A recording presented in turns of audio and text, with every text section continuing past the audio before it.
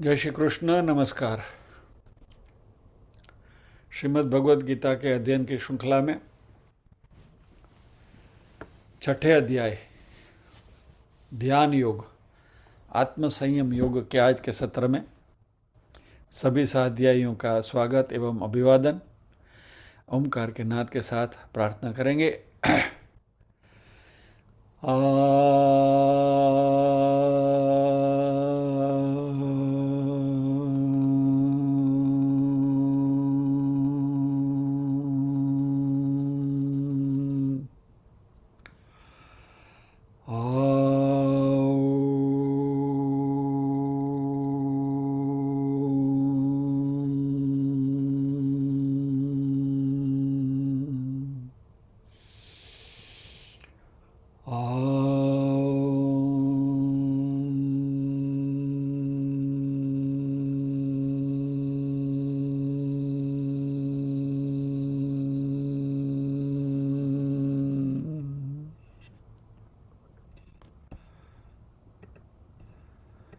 वक्रतुंड महाकाय सूर्यकोटि समप्रभ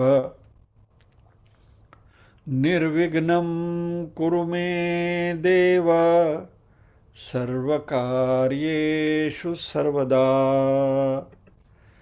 या कुन्देन्दु तुषारहार धवला या शुभ्रवस्त्रावृता या वीणावरदण्डमण्डितकरा या श्वेतपद्मासना या ब्रह्माच्युतशङ्कर प्रभृतिभिर्देवैः सदा वन्दिता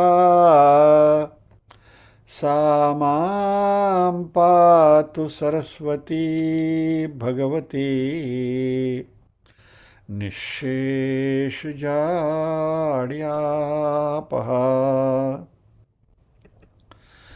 वसुदेवसुतं देवं कंसचाणूरमर्दनं देवकी परमानन्दं कृष्णं वन्दे जगद्गुरुम्। ॐ सहना भवतु सहनौ भुनक्तु सह वीर्यं करवावहै तेजस्विनावधितमस्तु मा विद्विषावहै। ॐ शान्ति शान्ति शान्तिः। यत्र योगेश्वर कृष्णो यत्र पार्थो धनुर्धरः तत्र श्रीर्विजयो भूतिर्ध्रुवा नीतिर्मतिर्मम।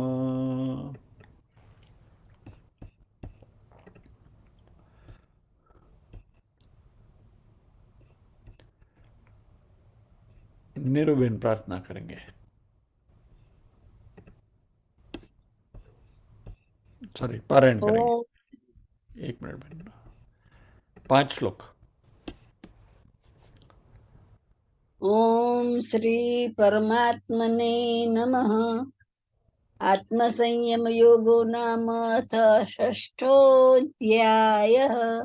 श्री भगवानुवाच अनाश्रितः कर्मफलं कार्यं कर्म करोति यः स सन्न्यासी च योगी च न निरग्निर्न चाक्रियः।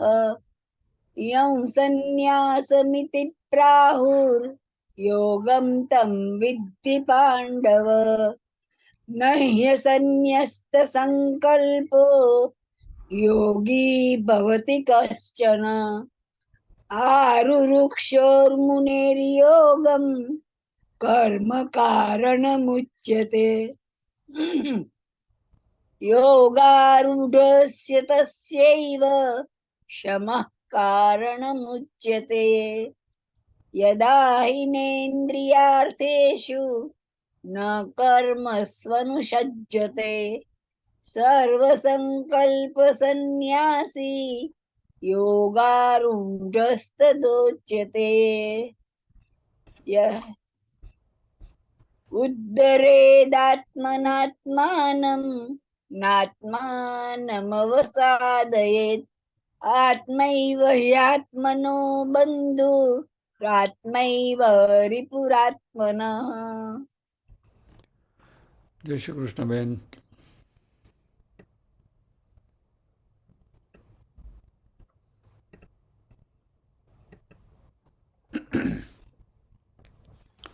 उद्धरेत आत्मनात्मानं नात्मानम अवसादयेत आत्मैव ह्यात्मनो बंधु आत्मैव रिपुरात्मनः।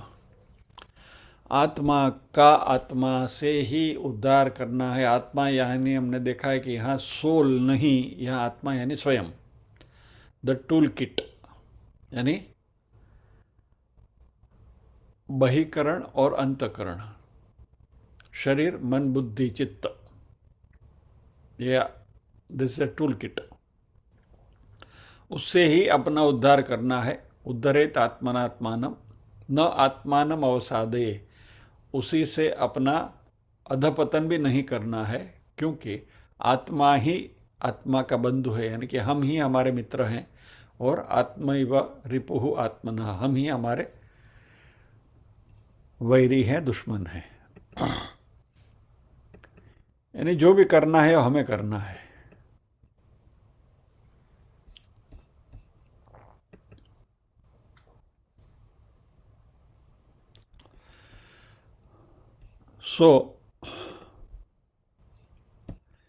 इस श्लोक में भगवान ने पूरा ओनस हमारे पर रख दिया है। आपको आगे बढ़ना है, आगे बढ़ो, खड्डे में गिरना है, खड्डे में गिरो, choice is yours. That is the simple meaning of this श्लोक।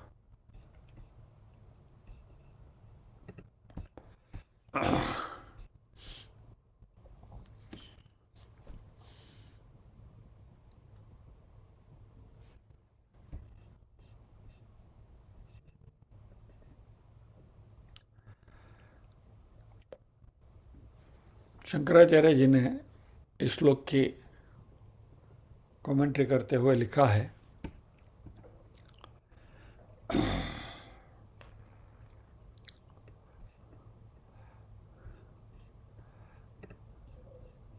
आपको जरा उसका स्वाद चखा दूं। एक मिनट, सॉरी, फिर आगे बढ़ते हैं।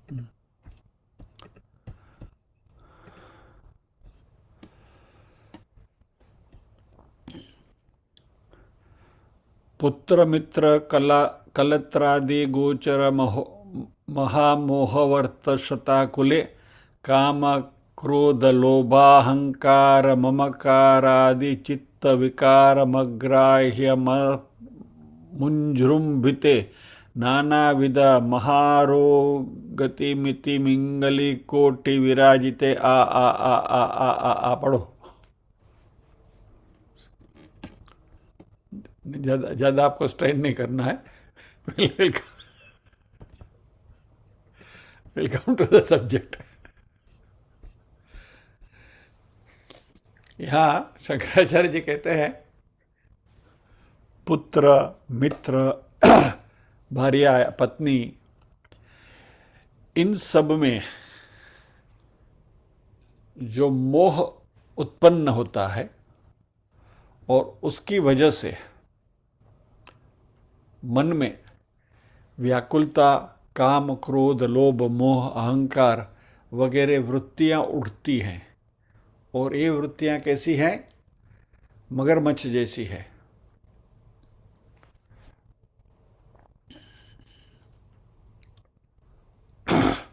और शरीर में भी बहुत सारे विकार पैदा होते हैं, जैसे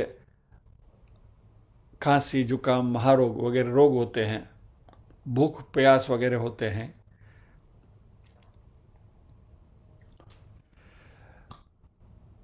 बड़वा नल जैसे होता है, जंगल में आग लगती है, वो बड़वा नल जिसको बोलते हैं, उसमें लपेटकर उसमें यदि हम भुने गए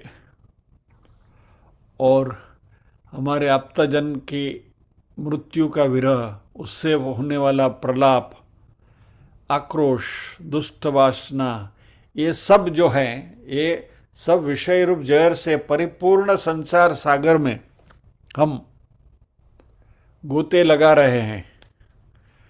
इसमें जन्म, मृत्यु, बुढ़ापा वगैरह सब अवस्थाएं होती है, और फिर आप चिल्लाते हैं मैं मर गया, मैं मर गया, शोर मचाते हैं। ऐसा जीव भी, इतना त्रस्त जीव भी, उसको यदि अपना उद्धार करना है तो खुद को ही करना होगा। यानी Shankaracharya ji is taking us to the extreme कि आप ऐसी बिल्कुल विषम स्थिति में पड़े हैं, बराबर, फिर भी इस कठिन दुख परंपरा जो है उससे यदि हमें बाहर निकलना है रियलिटी में, तो उसके लिए कोई भी बाहरी साधन उपयुक्त नहीं होता। उसके लिए स्वयं ही हमको ही अपने आप ही प्रयत्न करके अपना उद्धार करना होगा। ठीक है, समझ लिया, कह तो दिया कि भाई इस भवाटवी में हम पड़े हैं, संसार सागर में गोते लगा रहे हैं, उसमें से हमें अपना उद्धार करना होगा। लेकिन उद्धार करे कैसे, उसके लिए नोहाव क्या है, बोल तो दिया, ऐसा करना चाहिए। इसमें हमें शंकराचार्य जी कह रहे हैं कि सबसे बड़ी बात, परमेश्वर के ऊपर पूर्ण श्रद्धा रखते हुए उनकी आराधना करनी चाहिए। यानी first and foremost thing is कि इस पूरे ब्रह्मांड को, इस संसार को चलाने वाली जो परमात्मा की शक्ति है, उस शक्ति की हमें पहचान होनी चाहिए और उसमें दृढ़ श्रद्धा बननी चाहिए। और जब ये होगा कि इस संसार को चलाने वाली सबसे बड़ी शक्ति वो है सुपर कॉन्शियसनेस जिसको हम बोलते हैं, और क्योंकि हम भी इस संसार का ही एक हिस्सा हैं, इसलिए हमें भी वही सुपर कॉन्शियसनेस, वही शक्ति हमें नियंत्रित करती है।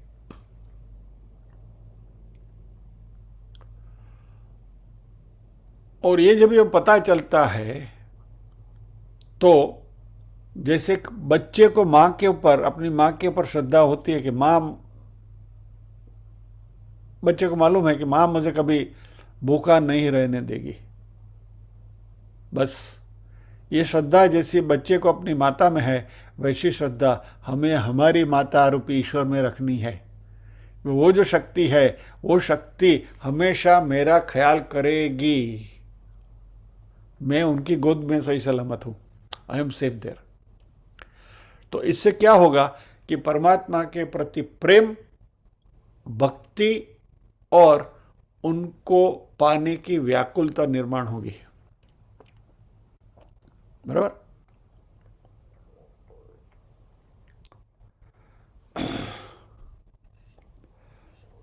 ये जो जीवन नौका हमें इस संसार सागर में इधर उधर भटकाती है, उसमें से बचने के लिए हम बहुत सारे विधि विधान करते हैं और फाइनली सुख की प्राप्ति तो कहीं होती नहीं और दुखी दुख दिखाई देते हैं। तभी हमारे मन में एक सवाल आता है कि ये जो आंतरिक सुख है, जो हम जो बोलते हैं शाश्वत शांति, समाधान, वो सब कहाँ से मिलेगा? इस ऐसी अवस्था में जीवन में किसी का भी आश्रय न लेते हुए मात्र परमेश्वर का, परमात्मा का आश्रय लेना चाहिए। और सबसे बड़ी गलती हम यही कर रहे हैं कि हम परमात्मा को छोड़कर बाकी सभी का आश्रय लेते हैं। अपने धन का, अपने पद का, अपनी कीर्ति का, समाज में हमारी पोजीशन का, हमारे सगे संबंधी का, हमारे पुत्र पुत्रादि का, पत्नी पति के ऊपर, पति पत्नी के ऊपर आश्रय लेते हुए ऐसा सोचते हैं कि हमें हमारे दुख में से इनका आश्रय लेते हुए हमें मुक्ति मिलेगी। हालांकि हमें आश्रय लेना है परमात्मा का।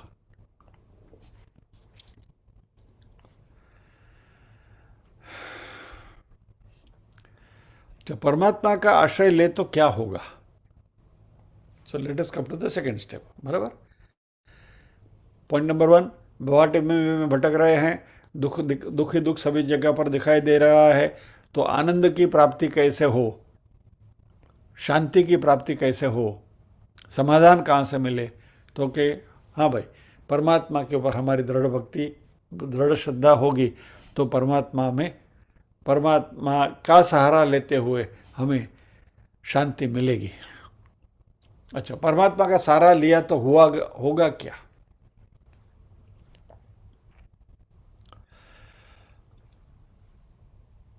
पूरी श्रद्धा होगी परमात्मा में तो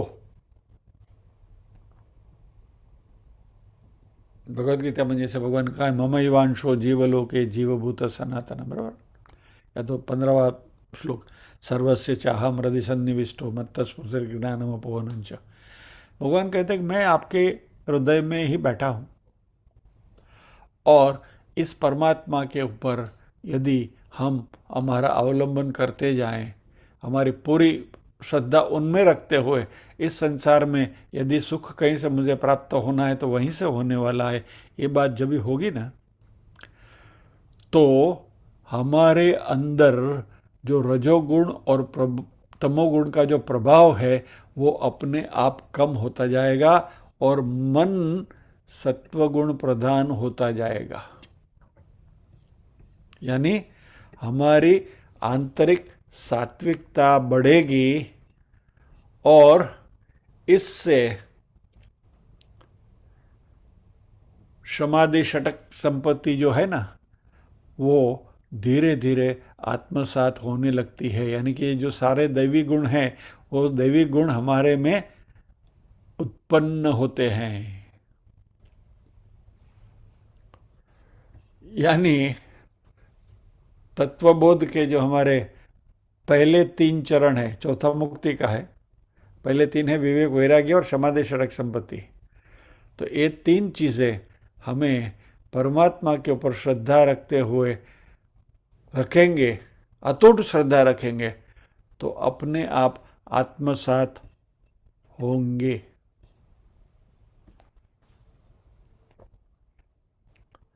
और ये जब भी होगा तो मन में से रजोगुण और तमोगुण का प्रभाव जैसे कम होगा, सत्वगुण की वृद्धि होगी, तो हमारा रुख या तो हमारी नज़र आपो आप शास्त्रों के अध्ययन की ओर बढ़ेगी। यानी there will be a automatic natural desire कि हम शास्त्रों का अध्ययन करें।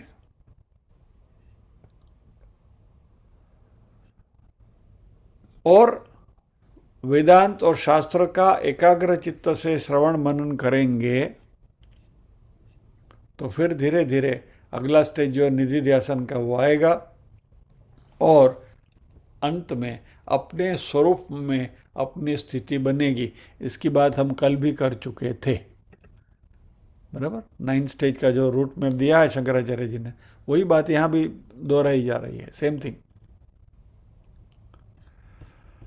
तो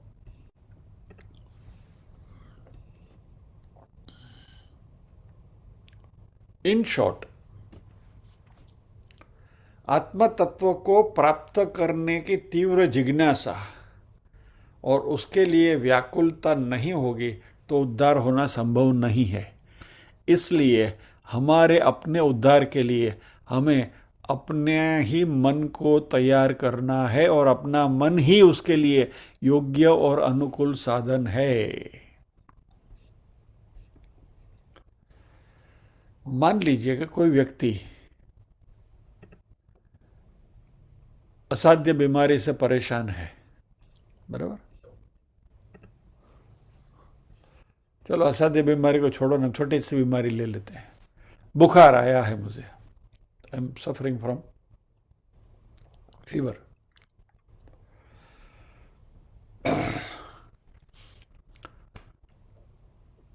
सर्दी जुकाम है, बुखार है। इस स्थिति में मुझे पहले क्या करना होगा? चिल्ड लस्सी पीनी होगी, आइसक्रीम खाना होगा, दही वड़ा खाना होगा, बराबर। करोगे? नहीं करोगे ना। तो ये क्या है? ये सब बुखार में कुपथ्य है, यानी कि दीज आर एंटीडोट्स, यानी एंटीजेंस फॉर फीवर। यानी जब भी फीवर है, सर्दी जुकाम है, तभी ये सब पदार्थों का सेवन नहीं करना चाहिए। वो जितना अच्छी तरह से हमें मालूम है उसी तरह से आता हूं उसमें। So this is point number 1 कि जैसे बुखार है तभी ऐसी चीजों का हम सेवन नहीं करते हैं। पॉइंट नोट करके रखिए। और फिर डॉक्टर जो दवा देते हैं, औषध देते हैं, वो औषध टाइम टू टाइम लेना चाहिए, बराबर। और वो भी डॉक्टर ने जैसे बताया है वो विधि से औषध लेना है। पहले के ज़माने में मालूम था, हम बॉटल लेके जाते थे डॉक्टर के पास। कांच की बोतल होती थी ग्रीन कलर की, और उसमें वो मार्किंग रहते थे इसके डोज के, या तो नहीं तो पेपर काट के उसमें लगा के देते थे।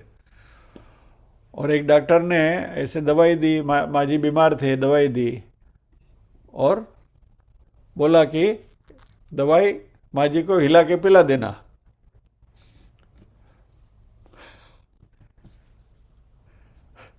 तो वो लेके गया दवाई की बोतल तो टेबल पे है, और माँ जी को लगे हिलाने, डूब डूब। माँ जी एक तो बीमार थे, वृद्ध थे, और इसमें जोर जोर से हिलाया तो माँ जी टपक गई। डॉक्टर ने पूछा कैसा है माँ जी का? तो बोला माँ जी तो गई। तो बोला क्या क्या हुआ? तो क्या आपने बोला था ना दवाई हिला के पिलाना, तो हमने माँ जी को, अरे भाई माँ जी को नहीं, दवाई को हिलाना था। शेक द बॉटल, नॉट माँ जी। यानी कभी कभी ये जो हमारा अखा कहते हैं ना कि કીધું કંઈ ને કર્યું કંઈ આંખનું કાજળ ગાલે કશું આંધળો સસુરો સરગટ બહુ, वही बात। यानी बीमारी से छुटकारा पाने के लिए 2 बातें। एक तो पथ्य का पालन, यानी जो नई चीज़ खानी है वो नहीं खानी है, जो खानी है वो खानी है। और डॉक्टर जो रोग का निदान करते हैं उसका ऊपर जो उपचार बताते हैं, उसके लिए जो पथ्य बताते हैं, वो सब किसको करना है? जो रोगी है उसको, हमें, बराबर है। घर में हमें बुखार आया और हमारे पिताजी या तो बेटा बेटी दवाई ले तो हमारा बुखार उतरेगा नहीं, हमको ही दवाई लेनी पड़ेगी, पथ्य का पालन हमको ही करना पड़ेगा।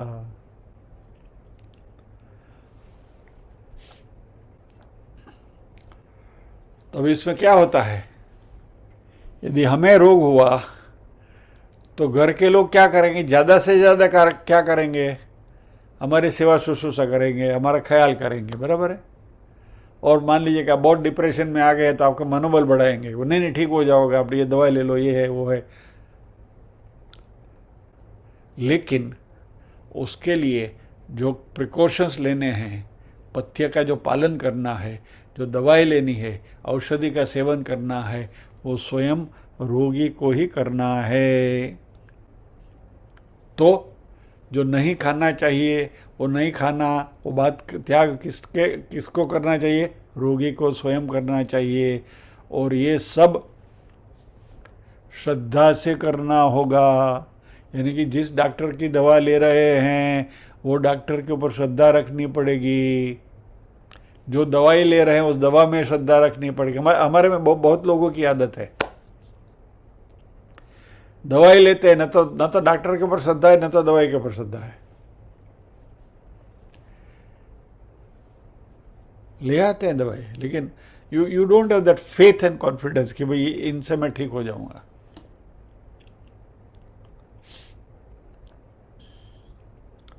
तभी इसमें यदि आपने समय समय पर वो औषधि का सेवन नहीं किया, वो पथ्य का पालन नहीं किया, तो डॉक्टर कितना भी एक्सपर्ट हो, वैद्य कितना भी एक्सपर्ट हो, बराबर, और यदि हमें फ़ायदा नहीं हुआ तो इसमें दोष डॉक्टर का है नहीं, दोष दवाई का है नहीं, क्योंकि हमने ही वो पथ्य का पालन नहीं किया है, बराबर।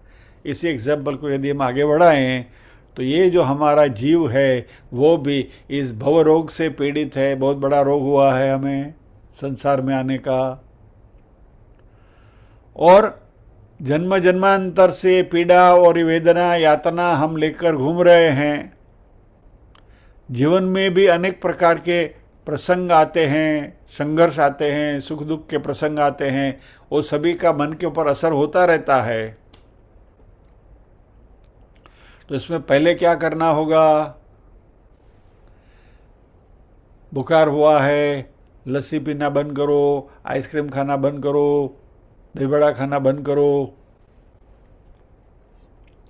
तो हमारे ये सब कुपथ्य क्या है? काम क्रोध लोभ मोह मद मत्सर, बराबर, हमारे अंदर ही है ना, बाहर नहीं है। यानी ये जो आसुरी संपत्ति हमारी जो है उसका सबसे पहले त्याग करना पड़ेगा, उसको कम करने का अभ्यास करना पड़ेगा। यानी रजोगुण और तमोगुण का प्रभाव कम करने के लिए प्रयत्न करना पड़ेगा। तीसरे अध्याय के 37वें श्लोक में भगवान ने हमें यह सिखाया था, काम एष क्रोध एष रजोगुण समुद्भवः महाशनो महापाप्मा विद्येन मिह वैरिणम। काम एष क्रोध एष रजोगुण समुद्भवः। यह काम, यह क्रोध रजोगुण से उत्पन्न हुए हैं। ये महाशन, महाखादेड़ है, और महापापमा, बहुत बड़ा पाप कराने वाले हैं। तो विद्धि एनम इह वैरिणम, इनको तुम अपने वैरी समझो। इह यानी संसार में।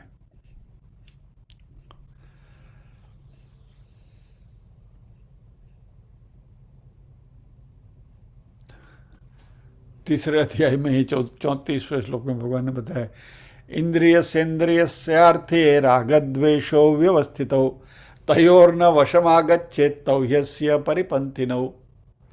ये जो इंद्रियां हैं वो अपने अपने राग और द्वेष में स्थित हैं, जुड़ी हुई हैं, और इसलिए हमें क्या करना है? ये राग और द्वेष हमारे मोक्ष के मार्ग में लुटेरे हैं, उनसे बचे रहना है।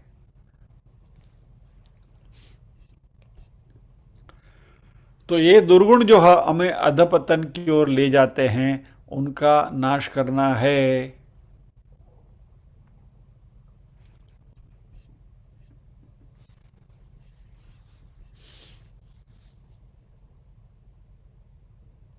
तो ये कैसा होगा? परमात्मा में श्रद्धा, अटूट श्रद्धा। मेरा जीवन उनको समर्पित करते हुए પછી हमने तो सब भगवान को सौंप दिया है, बस जो करना है भगवान करेंगे, बैठ जाओ घर में, बिछाने पे लेट जाओ, वो नहीं होगा। ऐसा भगवान किसी को ये नहीं करते। श्रद्धा होनी ज़रूरी है, लेकिन ये जो श्रद्धा है वह हमें हमारे जीवन में जो पुरुषार्थ हमें करना है, वो पुरुषार्थ करने में हमें वो शक्ति प्रदान करती है, वो श्रद्धा। यानी it keeps us on the right track, इधर उधर भटकने नहीं देते, इसलिए वो श्रद्धा की ज़रूरत है। यानी सत्व गुण का निर्माण होता है और उससे बहुत सारे देवी गुण हमारे में धीरे धीरे परकोलेट होना शुरू होते हैं। इस पूरे देवी गुण की फहरिस्त या तो लिस्ट भगवान ने 13वें अध्याय में दी हुई है। अमानित्वम, अदम्भित्वम, अहिंसा, क्षांतिरार्जवम, आचार्योपासनम, शौचम, स्थैर्यमात्म निग्रह, ब्ला ब्ला ब्ला ब्ला ब्ला। 13वां अध्याय का 7 से 11वां श्लोक, जब आएंगे तभी उसकी चर्चा करेंगे। तो ये सारे दैवी गुण जब भी हमें प्राप्त होते हैं, तभी हम शास्त्रों के श्रवण के सही अधिकारी होते हैं। शास्त्रों का श्रवण तो अभी भी हम कर रहे हैं, लेकिन हमारे में वो सारे देवी गुण अभी पूरे पूरे आए नहीं हैं। तो क्या हम अधिकारी नहीं हैं? हम हैं, लेकिन सही अधिकारी वो होता है जो इस सब को आत्मसात करता है।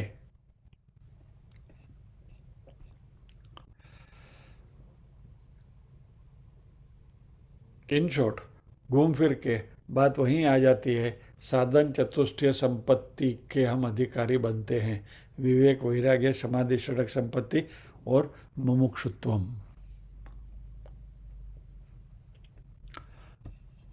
हमारा अध्यात्म का एक सबसे बड़ी बात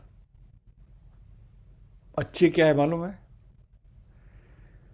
इसको जितना कॉम्प्लिकेटेड करना है उतना कर सकते हो, और उसको जितना सिंप्लीफाई करना है उतना सिंप्लीफाई भी कर सकते हो। अध्यात्म से सरल कोई चीज इस जगत में है नहीं, और यदि अध्यात्म को क्लिष्ट करना है तो जारगन मध्य कितनी भी करना चाहो कर सकते हो। कल वो समोसे वाली बात हमने देखी थी ना, खिचड़ी और समोसे वाली बात, ये भी हम कर सकते हैं। और खिचड़ी को खिचड़ी के रूप में भी परोस सकते हैं। यानी it is as simple as खिचड़ी।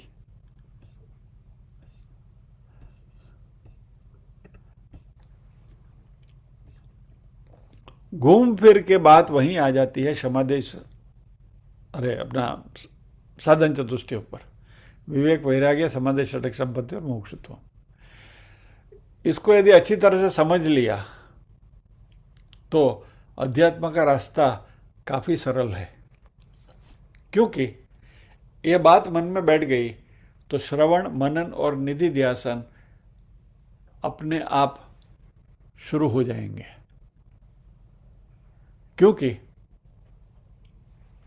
विवेक जागृत हुआ, क्या सही है क्या गलत है उसका पता होने लगा कि भाई ये ठीक है ये ठीक नहीं है, बराबर। यानी कि वो मेंटल एनालिसिस शुरू हो जाती है। यानी जो बेकार चीज़ें हैं उसको हम अपने आप ही छोड़ते जा रहे हैं, unnecessary things. ABC analysis continuously चलती है दिमाग में। तो you start deciding your priorities. Moment you start deciding your priorities, तो फिर सत्वगुण का उदय होता है और शास्त्र श्रवण करने की इच्छा अपने आप जागृत होती है मन में। श्रवण करेंगे तो फिर इसके ऊपर मनन करने की इच्छा होगी।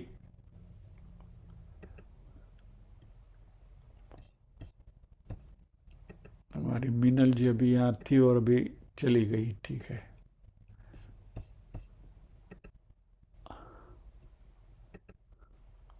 रीटा बेन बैठी हैं। रीटा बेन और मीनल जी ने मुंबई यूनिवर्सिटी में वेदांत का कोर्स किया है।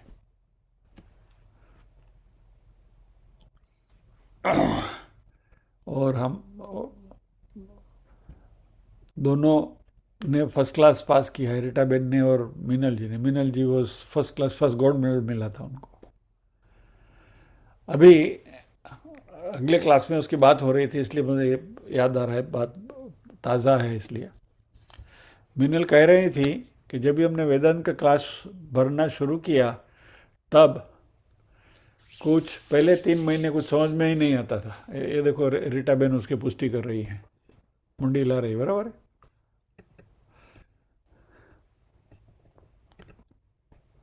सब ऊपर से जाता था, बराबर रीटाबेन। ये रज्जू सर्प का एग्जाम्पल तो वो समझ में नहीं आता था कि है क्या वो, कुछ नहीं।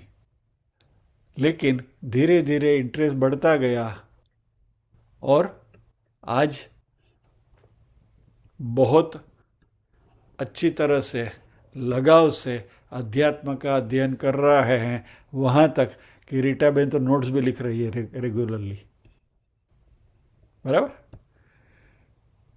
ये सब डायरेक्ट प्रूफ आपके सामने है कि ये श्रवण मनन निधिध्यासन जिसकी हम बात करते हैं वो क्या बला है। तो इसका these are all real life examples. ये खाली किताबी बातें नहीं हो रही है। Moment you are on that route, इस हाईवे पर यदि आप श्रद्धा के साथ लगन के साथ यदि चढ़ जाओ तो आपकी गति अपने आप बढ़ती है और इससे अंतःकरण में आत्मज्ञान का उदय होता है। अच्छा, अभी इसका भी मैं आपको एक लिटमस टेस्ट दे दूं। भगवत गीता का अध्ययन करना शुरू किया, इस क्लास में आप आने लगे, उससे पहले आप क्या थे और आज आप क्या है, उसकी एनालिसिस आप स्वयं कर लो। आप में कोई बदलाव आया? आपकी फितरत बदली? Have you change your self? Has your behavioural pattern, has your personality undergone any change? If the answer is yes, it is working, बराबर। यानी कि ये आपको कहीं ढूंढने के लिए जाने की जरूरत नहीं है, न तो कोई एग्जाम देने की जरूरत है। अपने अंतःकरण से ही पूछो कि भाई क्या हो रहा है, क्या यस हो रहा है, बस। तो फिर इसमें श्रद्धा रखो ना।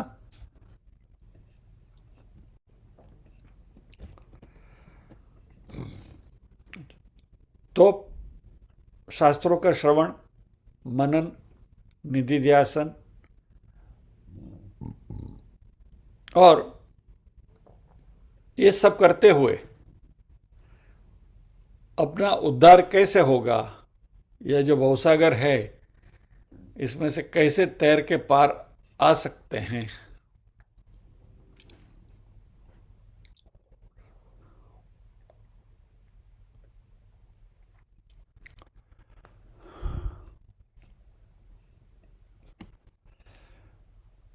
तो इसमें शंकराचार्य जी कहते हैं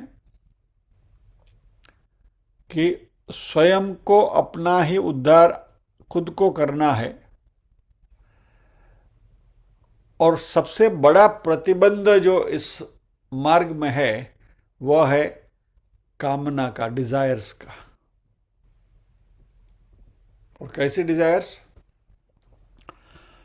अविद्या से निर्माण होने वाली भोग वासनाएं और उसकी वजह से जो हमारे में एक प्रकार की विवशता, कंपल्शन निर्माण होता है। और यही जो कामनाएं हैं वही हमारे में राग द्वेष को जन्म देते हैं और वही हमें काम और क्रोध जैसे विकार से लपेटते हैं। और इसकी वजह से ही हमारी भोग वृत्ति जो है वह उसको बढ़ावा मिलता है। और ये भोग वृत्ति जैसे प्रबल होने लगी वैसे ही आप जिसका उपभोग करना है उस वस्तु व्यक्ति परिस्थिति का गुलाम बन जाते हो। मेरे में गर्मा गर्म बटाटा वड़ा खाने की भोग वृत्ति निर्माण हुई, मैं उसके वश हो गया પછી એના વગર હાલે નહીં.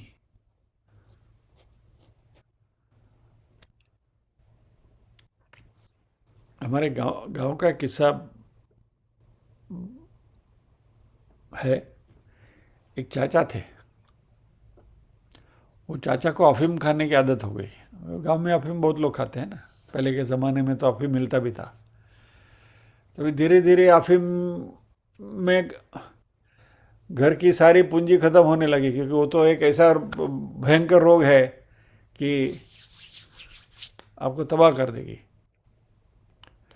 पहले जो अफीम था वो भी आजकल जो ड्रग्स के रूप में आया है, LSD वगैरह, वो यही सेम चीज़ क्या तबाह कर देते हैं. तो जो चाचा थे उसके सब कुछ चला गया. अभी अफीम लाने के पैसे के लाले पड़ने लगे. तो फिर एक दिन उन्होंने सोचा कि अभी तो आत्महत्या कर लेनी है, अभी जीना नामुमकिन है. खेत में गए और वहाँ सांप का बिल था, सर्प का. बोला इसमें हाथ डालेगा, सर्प काटेगा और खत्म. तो लोगों को लगे भाई दादा को सांप ने काट लिया, दादा मर गए. दादा ने सांप ने बिल में हाथ डाला, सांप ने डस दिया. लेकिन मजे की बात ये हुई कि सारी जिंदगी अफीम खाया है, तो सांप के जहर ने उनको मारने के बजाय इन्हें तो कोटो चढ़ी गया, करंट आया. अरे वाह. तो दादा ने बिल में हाथ डाल के सांप को पकड़ के बाहर निकाला और एक करंडी में पकड़ के घर लेकर आए. वो चलो ये अच्छा हो गया काम. फिर जब भी अफीम खाने की इच्छा हुए सांप के करंडी में हाथ डालता, खुटो हो गया काम.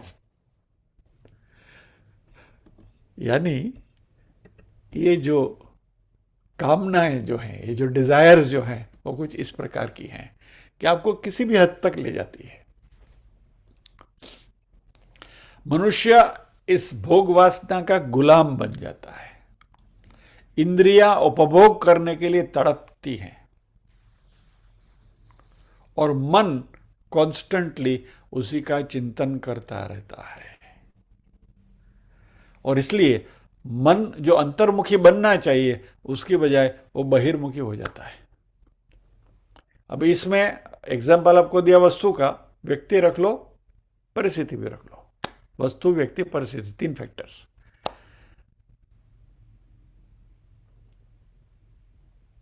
Walk back on time scale 30, 40, 50 years. जब भी आप कॉलेज में थे तो लड़की को लड़के से, लड़के को लड़की से, I have crush on her, I have crush on him. वो क्रश हो गया. फिर वो क्रश में क्या मनस्थिति थी आप हम सब उससे गुजर चुके हैं, तो ये कोई डिस्क्राइब करने की जरूरत नहीं है. तो ये व्यक्ति, वो व्यक्ति से मिलने के लिए हम लालायित रहते थे. कभी उसका खत आ जाए, कभी वो मिले, कभी उनसे नहीं मिले. क्लास में भी बैठे तो ऐसे ऐसे उधर मास्टर सिखा रहे और डोका इधर जा रहा है, इल्ले इल्ले होता रहता है. बराबर.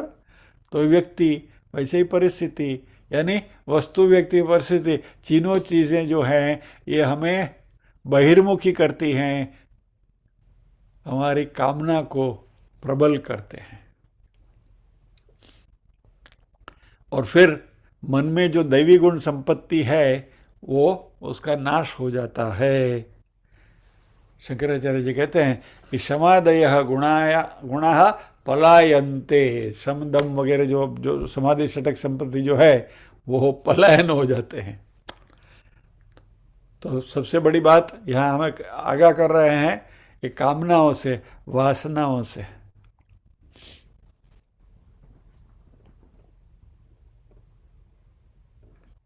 यततो ह्यपि कौन्तेय पुरुषस्य विपश्चितः इंद्रियाणि प्रमाथीनि हरन्ति प्रसभं मनः.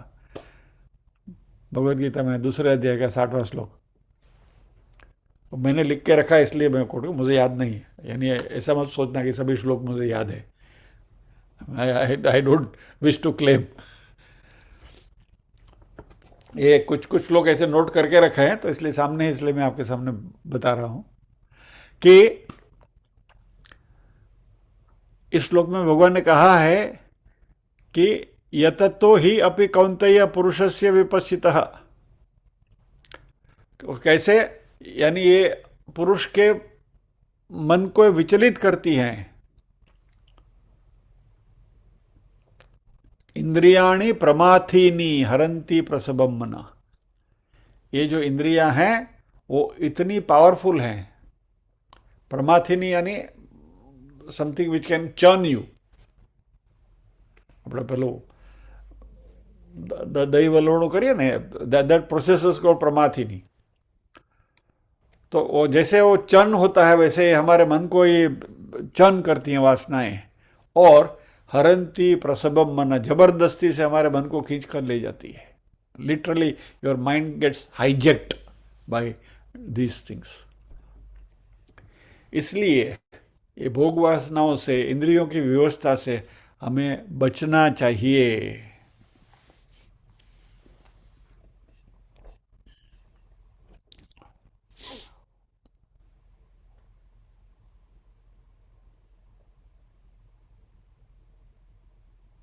जैसे आगे बताया कि यदि मरीज को ठीक होना है तो ये सब उसी को करना होगा, खुद को परहेज रखना होगा, जो नहीं खाने की चीज़ें उसको अवॉइड करना चाहिए। बीमार आदमी होता है तो उसको खाने की इच्छा ज़्यादा होती है, मतलब ये खा लो, वो खा लो, थोड़ा सा ये खा लो, वो खा लो, क्या कुछ ना कुछ खाने की इच्छा सताती रहती है। वैसे ही जब ये मन से बीमार हो जाता है ना, तो इसी तरीके से ये सब वासनाएं भी हमें इस तरीके से परेशान करती है। फिर बोला ठीक है, यहाँ जाकर रहो, ये देख लो, वो करो, वो करो। तो इसके सामने हमें बचे रहना है, इन सब कुपत्थियों से बचे रहना है, क्योंकि ये हमारी बीमारी को बढ़ाते हैं।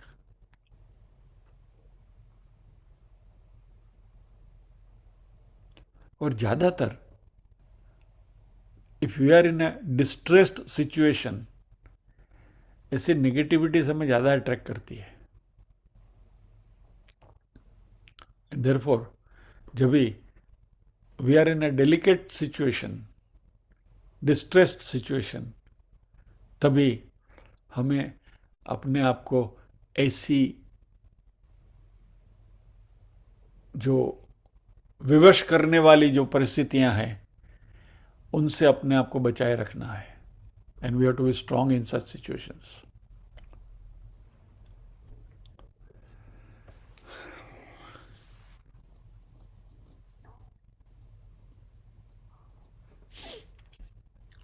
इसके लिए भी भगवान ने भगवद गीता में ही हमें शक्नोति है वैया सोडुम प्राक शरीर विमोक्षणा काम क्रोधोद्भवम वेगम सयुक्त सुखिंद्र। तुम इस शरीर को में काम और क्रोध से निर्माण होने वाले जो वेग है, उस वेग को यदि तुम कंट्रोल कर सको तो वही नर, वही व्यक्ति सुखी होता है, ऐसा भगवान ने कहा। So in short, we have to be alert, चौकन्ना रहना है, खास करके राग द्वेष और राग द्वेष से निर्माण होने वाले काम क्रोध, ये दोनों साथ में चलते हैं। दे आर कॉम्प्लीमेंट्री पेयर्स, राग द्वेष काम क्रोध। राग से कामना होती है, द्वेष से क्रोध होता है। तो फर्स्ट इस राग द्वेष, उसी का भाई काम क्रोध है। तो काम क्रोध से निपटना है तो राग द्वेष से निपट लो। Let us strike the root itself, उसकी जड़ पर ही हम प्रहार करें। राग द्वेष से यदि हम मुक्त हो जाएंगे तो काम क्रोध से अपने आप मुक्त हो जाएंगे।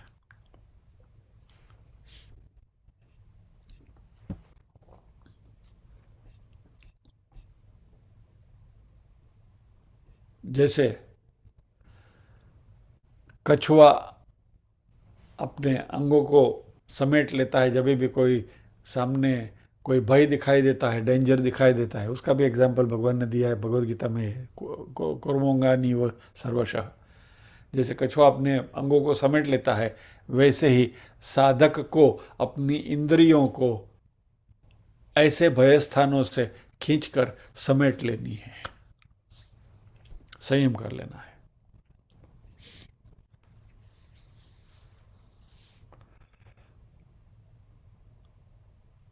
इसमें हमारी सहायता बाहरी कोई भी परिबल नहीं कर सकता।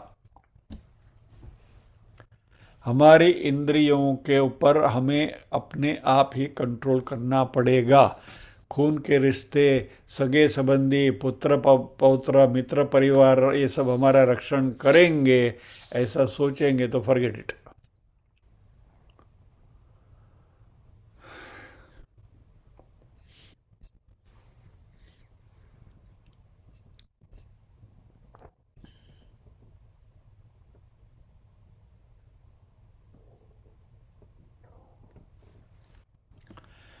भज गोविंदम के कुछ श्लोक हैं अभी, वी नो अबाउट इट। संप्राप्ते सन्निहिते काले नहीं नहीं रक्षति डुक्रुं करणे। क्या? भज गोविंदम भज गोविंदम भज गोविंदम मूढ़मते। कोई भी बाहरी परिबल हमारा रक्षण नहीं कर सकता, हमें ही अपना उद्धार करना है। और इसलिए कठोपनिषद में कहा है, जो स्वामी विवेकानंद ने अपने जीवन में उद्धृत करके संदेश में दिया है, उत्तिष्ठ जागृत प्राप्य वरान निबोधत। Beautiful sentence. यानी उत्तिष्ठ, अविद्या में सोए हुए हम सब जागृत हो जाएं, खड़े हो जाओ और वरान निबोधत, अपने सही स्वरूप का ज्ञान प्राप्त कर लो।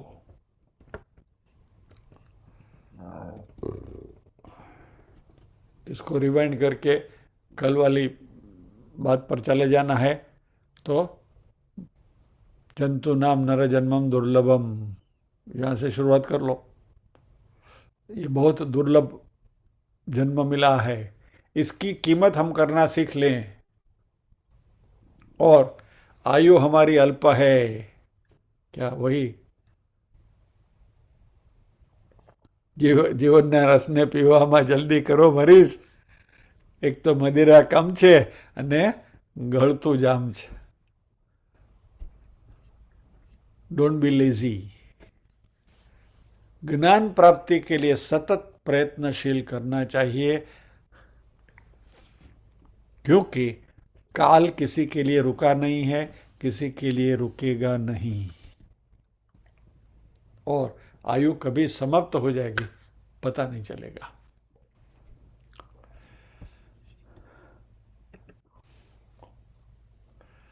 कल जो बात करी थी उसके अनुसंधान में आज थोड़ा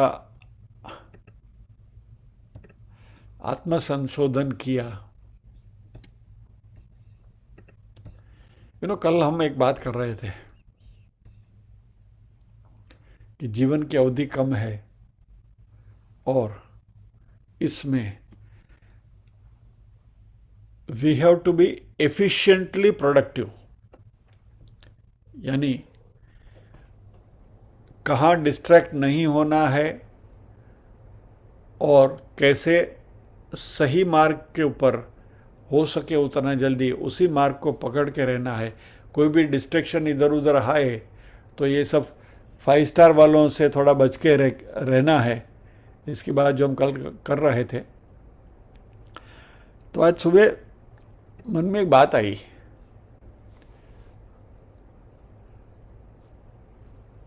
सबसे पहली बात यह है कि यदि हमारे में इसके लिए प्यास बढ़ी, यानी जो भूख उगड़े अध्यात्म में, तो बात बन सकती है. यानी अध्यात्म की पहले तो हमारे में प्यास होनी चाहिए. कहते हैं ना कि घोड़े को नदी के किनारे तक ले जाओ लेकिन पानी तो उसको पीना पड़ेगा ना, और पानी तभी पिएगा जब वो प्यासा है. तो हम भी इस अध्यात्म की नदी में डुबकी तभी लगा सकते हैं या तो पानी तभी पी सकते हैं जब भी हमें वो प्यास है. प्यास नहीं है तो कुछ बात बनेगी ही नहीं. एक बात. अभी प्यास खुली आई, बराबर, तो कुछ भी पी लोगे। खट्टी छाछ भी पड़ी तो पी लोगे, हाँ प्यास लगे चलो जो भी है पी लेते। नहीं, we have to be selective. और कोई पूछेगा तो फिर we have to be selective तो करे क्या। एक दो चीज़ें आपके साथ शेयर करना चाहता हूँ। ऑथेंटिक लिटरेचर के ऊपर ज़्यादा मदार रखें और जहाँ वेदांत की चर्चा होती है वैसा साहित्य और वैसी बातों में ही अभिरुचि रखना सीखें, तो क्या होगा कि हमारा फोकस जो है वो सही दिशा में बना रहेगा।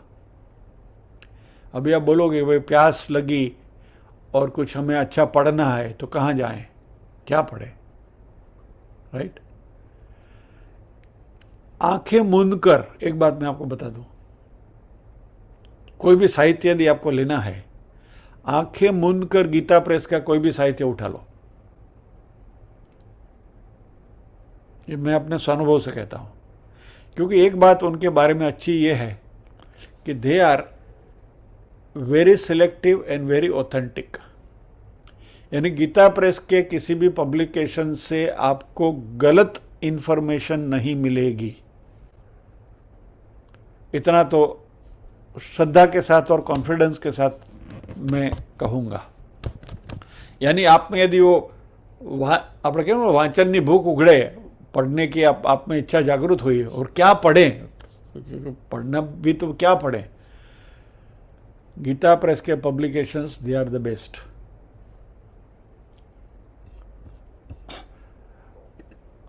हमारी योगिनी बहन यहाँ बैठी है, उनको मैंने बताया था कि बहन आपकी बीमारी है लैक ऑफ कंसंट्रेशन, और यदि उसको ठीक करना है गीता प्रेस की साधक संजीवनी ले लो, ग्रंथ आपके सामने रखो, कुछ मत करो, नो सिस्टमेटिक स्टडी, जस्ट ग्रंथ को खोलो, जो भी पन्ना सामने आए वो पढ़ना शुरू करो। I will recommend this experiment all of you, जिसको भी करना है करके देखिए, फायदा 110% गारंटीड।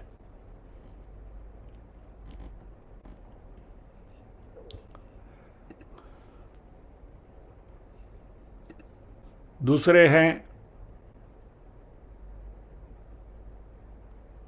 स्वामी विवेकानंद का लिटरेचर,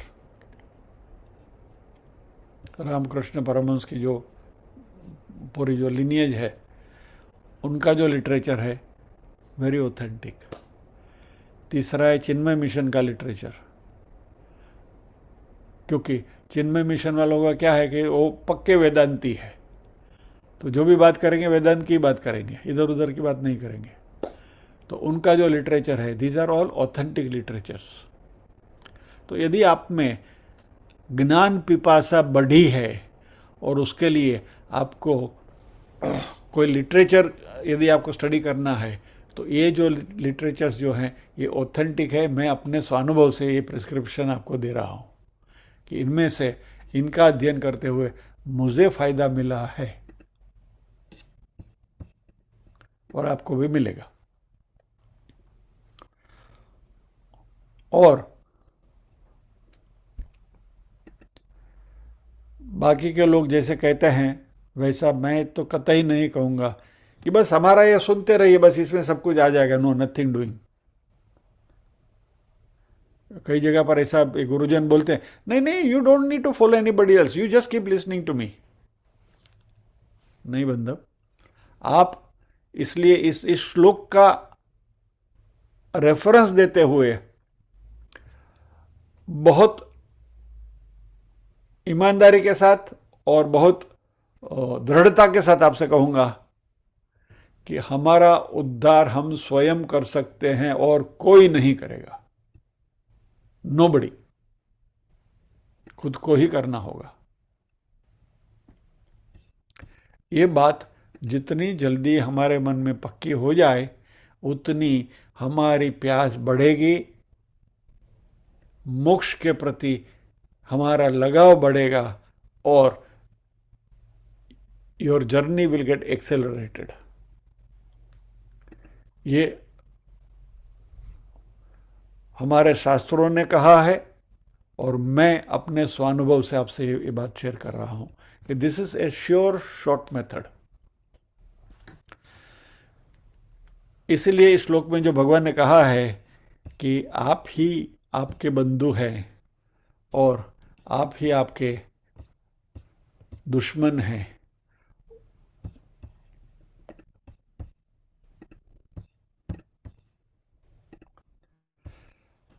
उद्धरेत आत्मनात्मानं नात्मानम् अवसादयेत आत्मैव ह्यात्मनो बंधु आत्मैव रिपुरात्मनः। आप ही आपके मित्र हैं, आप ही आपके दुश्मन हैं। आपको मुक्ति पानी है, only you can do it, you are your best friend. बाहर का कोई परिबल हमारी मदद नहीं करेगा। सो विद दिस नोट हम यहाँ रुकते हैं, प्रार्थना करते हैं।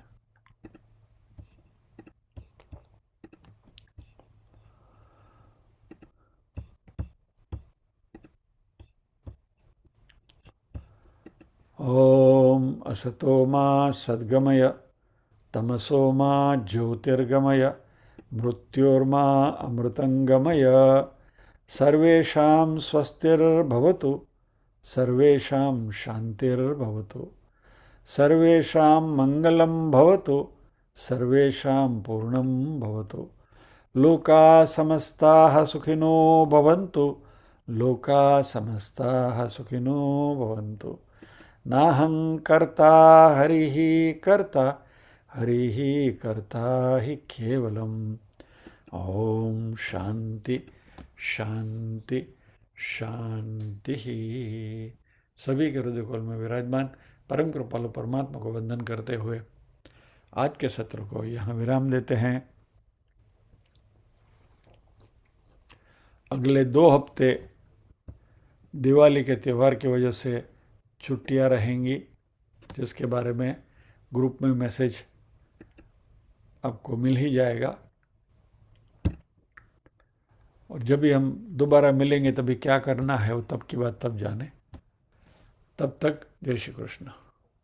कल है शनिवार का सेशन, कल का है। जय श्री कृष्ण।